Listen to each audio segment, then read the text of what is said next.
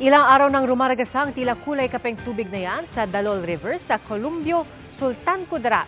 Ayon sa mga residente, may kakaibang amoy rin ng tubig na bigla lang nagbago ang kulay kahit walang baha. Doon pa naman daw umiinom ng tubig ang mga alaga nilang kalabaw.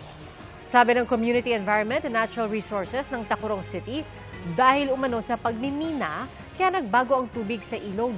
Kumuha na sila ng sample ng tubig para mapag-aralan. Pinaigting na rin daw ang monitoring kaugnay sa mga ilegal na aktibidad sa lugar. Isang araw matapos pagbantaan ni Vice President Sara Duterte ang first couple at ang House Speaker, abala sa ilang aktibidad ngayong araw sina Pangulong Marcos at First Lady Liza Araneta Marcos. At mula sa Malacanang, nakatutok live si Rafi Tima. Rafi. Ivan, isang seremonya nagaganap ngayon dito sa loob ng Palasyo ng Malacanang at ngayon yung maririnig ay yung fireworks display na nangyayari ngayon na pinapanood ng First Family at patuloy nga tayo nag-aantabay kung magbibigay ng payag ang Pangulo laban sa mga aligasyon sa kanya ni Vice President Sara Duterte. Ang nagaganap na seremonya ay para bigyan ng parangal ang 7 choir na nagkampiyon sa international stage ngayong taon. Pangungunahan ito ni Pangulong Marcos at First Lady Liza Araneta Marcos. Antabayan na nga natin kung magbibigay ng pahayag ang first couple sa mga seryosong aligasyon laban sa kanila ng kanilang dating kaalyado. Kanina, hindi rin nagbigay ng pahayag sa issue si Executive Secretary Lucas Bersamin nang salubungin ang mga pararangalang choir. At kanina, nag-post ng First Lady ng litrato nila ng Pangulo kasama si House Speaker Martin Romualdez, iba pang kaanak at mga kaibigan at may caption na Happy Sunday. Naroon din si dating First Lady Imelda Marcos. At Ivan, katatapos lamang din daw magsalita ang Pangulo at kung saan binati niya itong mga nagwaging mga choir sa international competition pero wala siya binanggit tungkol sa issue kay Vice President Sara Duterte. Yan ang latest mula dito sa Malacanang. Ivan? Maraming salamat, Rafi Tima.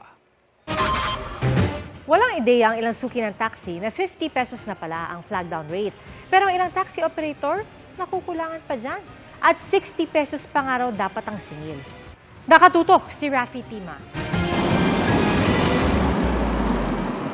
50 pesos na ang flag down rate sa taxi ni Mang Conrado.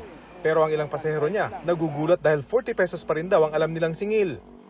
Meron nung ibang nagagalit, merong ibang bumababa na lang. Kasi nagugulat nga sila sa 50 pesos na flag down. Yung iba naman, pag ipinaliwanag mo ng maayos, wala namang problema sa kanila. Anya, naging maagap at masunurin daw kasi ang kanyang operator kaya calibrated na ang metro ng kanyang taxi. Tayong mga taxi may calibrated meter ang makakasingil ng bagong flag down rate. Base sa utos ng LTFRB Central Office noong March 18 na ipinost ng LTFRB Cordillera nitong Agosto, itinaas sa 50 pesos ang flag down rate sa mga aircon at non-aircon taxi sa buong bansa. Hindi kasama rito ang airport taxi services. Tugunda ito sa fare hike petition ng taxi drivers noong 2022. Pero may ilang operator na piniling di mag-calibrate dahil malaki raw ang gastos pero maliit naman nilang dagdag pasahe. Parang ayaw na ng may-ari pa-resealing dahil nga sa mahal yung bayad. Sa dami nila ng unit tapos 15 pesos lang yung dagdag, ilugi sila. Bagamat nagpapasalamat ang Philippine National Taxi Operators Association, talo pa rin daw ang taxi operator sa kakarampot na itinaas. Dapat ang binigay nila was yung original petition na 60 pesos na flag down rate. That would have been more helpful. Maganda naman yun kasi dagdag ng kita namin. Pero kaso lang, dahil po tumataas din ng gasolina, parang pares-parehas na lang. Para sa ilang commuter, okay naman, pero sa mga siguro po mga regular na empleyado, hindi po talaga okay sa kanila. Mabigat po talaga. habang ang ilan mas suki raw ng Transport Network Vehicle Service o TNVS. Kasi yung mga taxi nagkokontrata sila eh. Usually kasi sa taxi mas mahal siya. Para sa GMA Integrated News, Rafi Tima nakatutok, 24 oras. Makapuso 31 days na lang bago magpasko at sa Kalumpit, Bulacan, may pwedeng pasyalang bahay. Tantad kasi yan ang mga palamuting pamasko. At nakatutok doon live, si Katrina So. Katrina. Pia Ivan, ito nga ang Casa Tetangco. Isa itong bahay dito sa Kalumpit sa Bulacan na punong-puno ng mga dekorasyong pampasko. At lahat welcome daw na bumisita rito.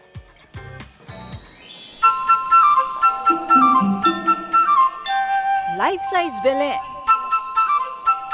20 Christmas trees, at mga tila lumilipad na mga anghel. Ilan lang ito sa makikita sa Casa Tetangco sa Barangay San Marcos, Kalumpit, Bulacan.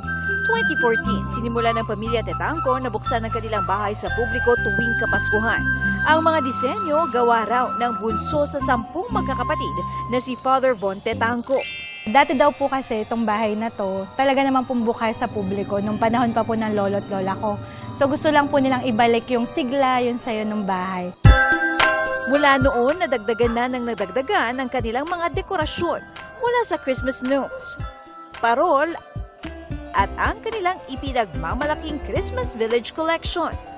Ang tema umano ngayong taon dito sa Casa Tetangco ay mga anghel. Dahil tulad umano ng mga anghel noong kapanganakan ni Kristo, maging tayo ay pwede ring maging tagapaghatid ng magandang balita.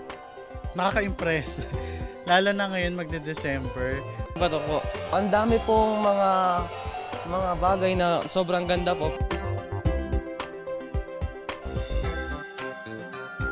Ivan, libre at bukas ito sa publiko mula 7 p.m. hanggang 10 p.m. araw-araw. At yan na muna ang latest mula dito sa Kalumpit, Bulacan. Ivan? Maraming salamat, Katrina Son. Another record-breaking milestone for Hello Love Again ina Alden Richards at Catherine Bernardo. As of November 23, nasa 1.6 billion pesos na ang kinita nito sa box office worldwide. Bukod sa pagiging bagong highest-grossing Filipino film of all time, ito rin ang first Pinoy film na mahigit 1 billion pesos ang kita sa takilya. Closing film ito sa Asian World Film Festival sa California na dinaluhan ng cast kung saan kinilala si Catherine bilang Snow Leopard Rising Star.